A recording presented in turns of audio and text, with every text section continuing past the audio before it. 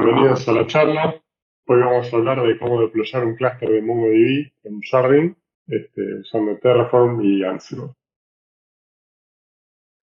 Vamos a empezar con una breve intro de Terraform, para aquellos que no lo han usado. Para lo que es la infraestructura, vamos a provisionar todo en Google Cloud. También vamos a ver algunos conceptos básicos de Ansible. Y les voy a mostrar las distintas tareas que vamos a necesitar para hacer el deploy de MongoDB. Les voy a mostrar algunos pedacitos de código también, con la idea de que se lleven algunas ideas para sus propios desarrollos, ¿sí? Y bueno, al final vamos a tener algo de tiempo para preguntas. Cuento brevemente quién soy. Mi nombre es Iván. Bueno, trabajo como arquitecto en Percona y además soy consultor para varias empresas que utilizan MySQL o MongoDB. También soy cofundador de Canal DBA, que es una comunidad de profesionales de base de datos de habla hispana.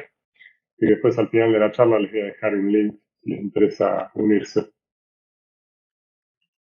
Bueno, vamos a ver un poco a dónde queremos llegar, ¿sí? Así es como se ve un MongoDB con Jardin en Google Cloud. Básicamente nuestra aplicación cliente se va a conectar a una capa de proxies, MongoS. ¿Sí? Recordemos que siempre para acceder a un clúster de MongoDB vamos a hacerlo a través de un proceso MongoS. Después están los config server, ¿sí? Que forman un replica set y guardan la metadata de los shards, o sea, donde está cada dato, digamos. Y después el clúster en sí, que consiste en uno o más shards, donde a su vez cada shard va a ser un replica set de por lo menos 3 nodos y va a estar distribuido normalmente en distintas data center o availability zone, ¿sí? Por un tema de alta disponibilidad. Todo lo que sea instancias de Mongo van a requerir además un disco persistente para guardar los datos, ¿no? Recordemos que las instancias son efímeras normalmente.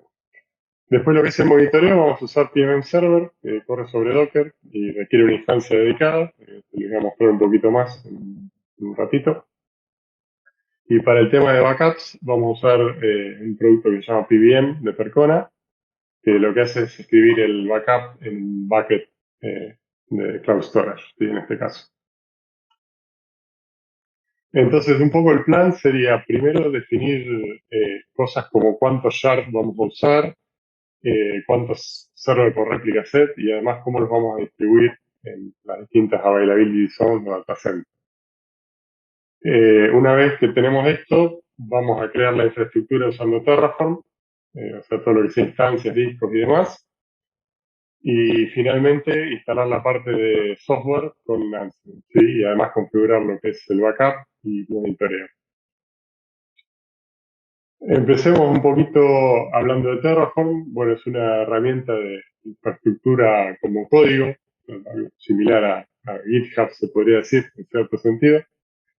Y lo que nos va a dejar hacer es justamente construir y versionar la infraestructura de una forma eficiente, ¿sí? Puede manejar cosas de bajo nivel como instancias o discos y demás, y también cosas de alto nivel como DNS, por ejemplo. Es open source, hay una versión paga también, pero open source, y bueno, es compatible con distintos proveedores como Amazon, Google y demás. La idea acá es que vamos a usar un enfoque declarativo, o sea, vamos a decir qué estado queremos que esté nuestra infraestructura y Terraform se va a encargar de llevarnos ahí, ya sea creando cosas nuevas o destruyendo algo o cambiando algo, ¿sí? El estado se va a guardar en un archivo por default y de vuelta la idea es que la infraestructura va a converger al estado que queremos, ¿sí? Lo primero que vamos a ver es el tema de variables. Bueno, las variables obviamente van a servir para que podamos pasar valores a nuestros bloques, de forma tal de no tener que estar editando nuestro código que provisiona cosas cada vez que queremos cambiar algo. Bueno, cada variable se prefija poniendo justamente la palabra variable y después viene una etiqueta o label que tiene que ser única dentro de cada módulo, o sea, no se pueden repetir. Después, por ejemplo, el argumento de descripción es opcional, podría no estar. Y bueno, en este caso tenemos acá algunas variables que vamos a usar, como por ejemplo para definir los discos, el tipo de disco, bueno, el tamaño. Y también vemos, hay una variable especial al final que es de tipo mapa, que son pares de clave-valor, por ejemplo, podemos usar para definir las AMI para cada región. ¿Sí?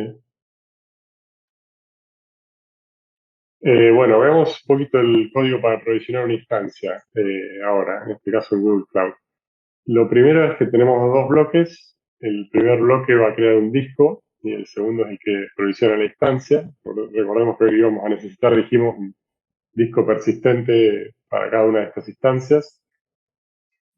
Cada bloque se delimita por la palabra resource y va a usar, digamos, distintos recursos, como por ejemplo Google Compute Disk, que nos sirve para esto de provisionar el disco, y Google Compute Instance, que nos sirve para cada instancia, ¿sí? Adentro de cada bloque, bueno, vamos a ver los argumentos que necesitamos pasarle, como por ejemplo el nombre del disco, el tamaño para el cual estamos llamando a la variable, ¿sí? Para referenciar la variable tenemos que usar la palabra var al principio, y después el punto y el nombre de la variable. Y al final, en la parte eh, de la llamada para provisionar la AMI, digamos, definimos que el boot disk va a tener eh, determinada AMI que con la función lookup estamos viendo la variable esta que habíamos definido antes, definía cuáles son las AMI por región, bueno, esa la consultamos con este lookup. Bueno, un enfoque que podemos tomar para trabajar con Terraform es crear diferentes archivos, ¿sí? Con contenido para cada uno de los componentes que necesitamos.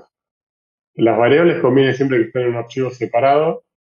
Eh, y después, bueno, para crear los distintos tipos de server que vamos a usar, como el config server, el server para shard y demás, nos conviene tener un archivito separado.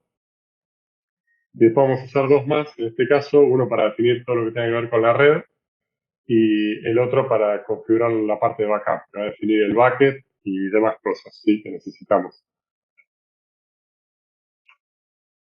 Para configurar la red, vamos a usar algo que se llama Data Sources, que esto lo que le permiten es a Terraform usar cierta información que está definida al lado del proveedor, ¿sí? En este caso, queremos consultar cuáles son las availability son disponibles para cada instancia, ¿sí? Entonces, para esto, tenemos este data source y podemos consultarlo y que nos devuelva esta info, ¿sí? Después, para configurar la VPC, tenemos que usar un recurso que se llama Google Compute Network y simplemente le pasamos el nombre. Y por último, tenemos el recurso de subnetwork que nos deja crear la subred, ¿sí? A este le pasamos el ID de la VPC que teníamos, que creó el recurso anterior, digamos. Después, para lo que es el firewall, recordemos que, bueno, cada red tiene asociado un firewall, GCP, y tenemos que abrir los puertos que necesitamos y taguear nuestras instancias con un tag especial que la asocie con esta regla, ¿sí? Entonces, por ejemplo, para los config server, las podemos taguear como MongoDB CPG y después definir los puertos que vamos a abrir. Va a ser mínimamente el puerto para SSH y después el puerto donde va a escuchar el Mongo. Para el tema backup dijimos, bueno, vamos a crear un bucket, ¿sí? Esto lo hacemos con este recurso. Y después necesitamos un par más de cosas. Lo primero es una service account que va a usar cada instancia para poder operar contra el backup, ¿sí? Y después la instancia a su vez necesita un par de claves para autenticarse con la service account.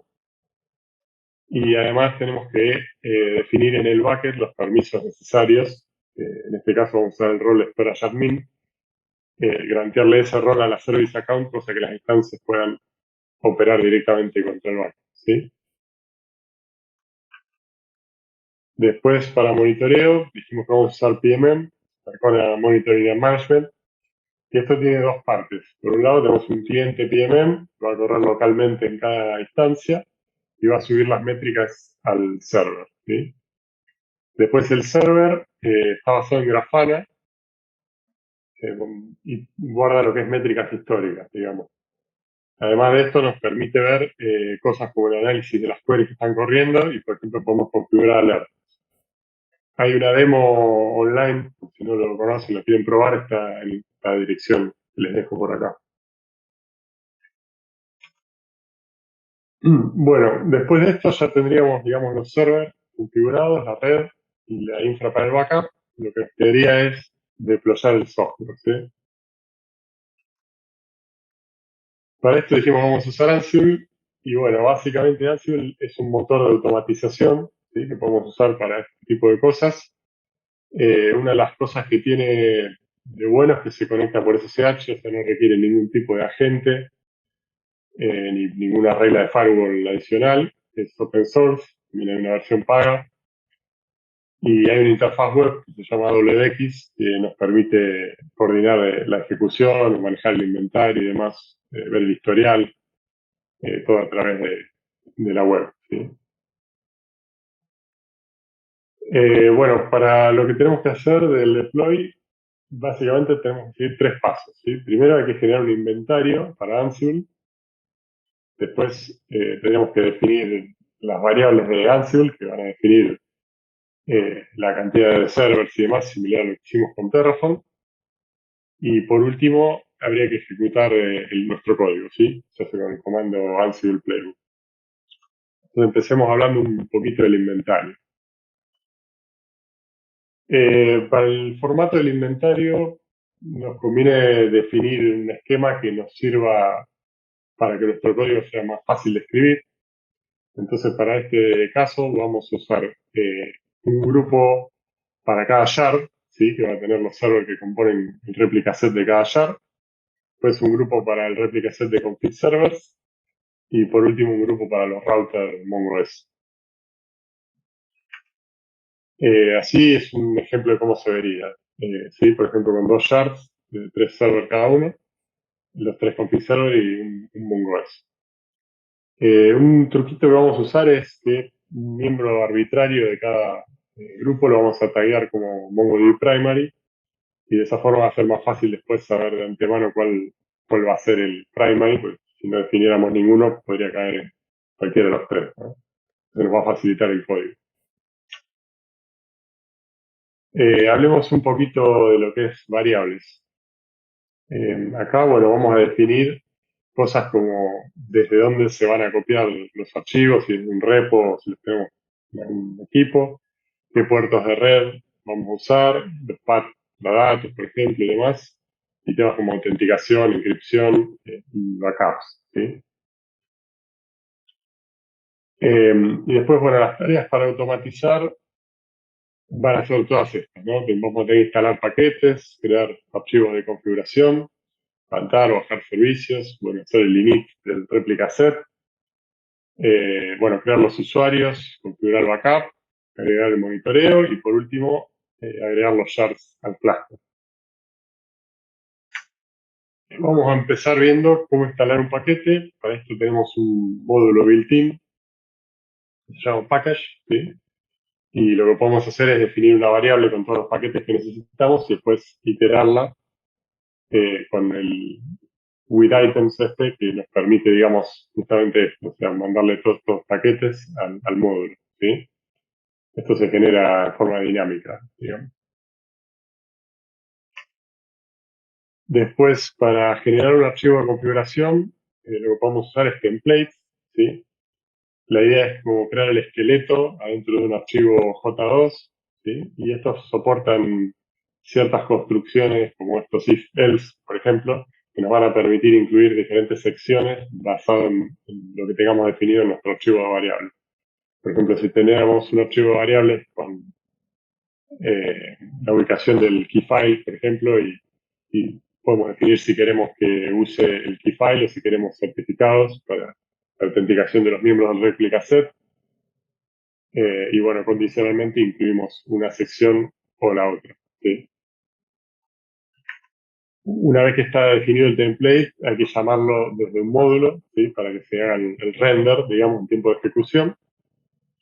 Y esto lo que va a hacer es dejarnos el archivo final ya en la ubicación que queramos, por ejemplo, el etc para el caso de Mongo. También le podemos definir propiedades, como el owner o los permisos. Para levantar un servicio o bajarlo, hay un módulo service también. Como normalmente esto tiene que correr como root, hay que ponerle el become, que es la propiedad que hace que Ansible ejecute la tarea como root. Y después, bueno, para inicializar el replica set es un poco más complejo, pero básicamente tenemos que correr el comando rs initiate.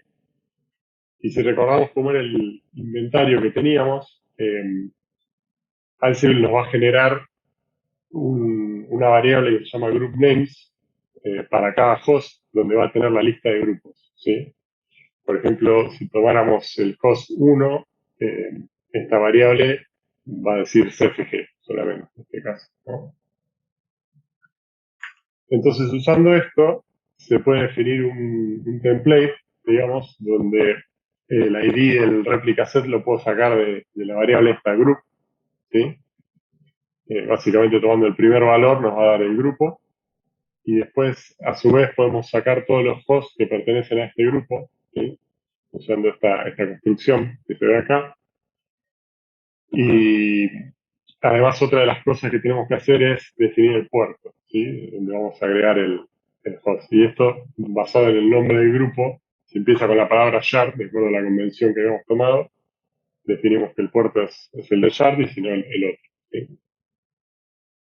Y después, para generar la lista separada por comas, hay un truquito que es que dentro de cada iteración hay una variable loop que podemos tomar el índice o el último valor. Entonces podemos testear a ver si estamos en la última iteración del ciclo y en base a eso sacar la coma y no ponerla. Y que es lo que se ve ahí en azul. Bueno, y así es como quedaría el render, ¿no? Después de correr toda esta lógica, se generaría el comando initiate. Lo último es, obviamente, usar este template del lado del server y mandarle al Mongo Shell el comando que generamos y hacer que corra una sola vez por replica set, la inicialización, y para esto vamos a usar el tag que habíamos definido antes, ¿sí? Para que habíamos puesto MongoDB primary en uno de los servers, entonces podemos testear esta condición y usarla para que corra el comando. Después, para crear usuarios, también podemos usar un template de misma forma. La lista de roles, bueno, en este caso está hardcodeada, pero también podría generarse con variables. Estos son los roles que necesitamos para monitoreo. Y sí podemos, por ejemplo, parametrizar el usuario y password para que se generen en base a lo que están las variables. Una vez más, una vez que tenemos el template generado, se lo mandamos al shell de Mongo, ¿sí? Y este lo va a correr, aunque lo corra una sola vez en el primary, ya es suficiente. Para esto de vuelta usamos el tag que teníamos antes, ¿sí? Para configurar el backup, bueno, tenemos un módulo built-in para cron jobs, ¿sí? Que le podemos pasar el periodo que queremos que corra el backup, por ejemplo, las 12 de la noche, 3 minutos, y le vamos a pasar el script de backup. En este caso también lo podemos generar en forma dinámica, usando las variables para el usuario y password, por ejemplo, y también el puerto y el nombre del host, ¿sí? Para lo que es el monitoreo, no hay ningún módulo de PMM de momento, con lo cual tenemos que usar el módulo Shell y le vamos a mandar los comandos que necesitamos, que serían estos dos. Hay que registrar el agente con el server primero y después levantar el exporter del MongoDB y obviamente generar los parámetros del puerto y demás adecuados, ¿no? Y las credenciales. Estos comandos también corren como root, con lo cual llevan el become. Lo último que quedaría es, bueno, agregar los shards al cluster, ¿no?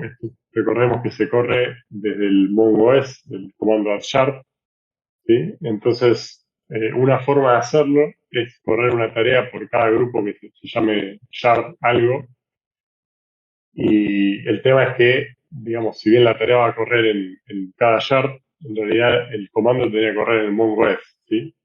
Entonces, una forma de hacer esto es usar este delegate to, que lo que hace justamente es para una tarea que corre en un host determinado, ejecutar algo en otro host distinto.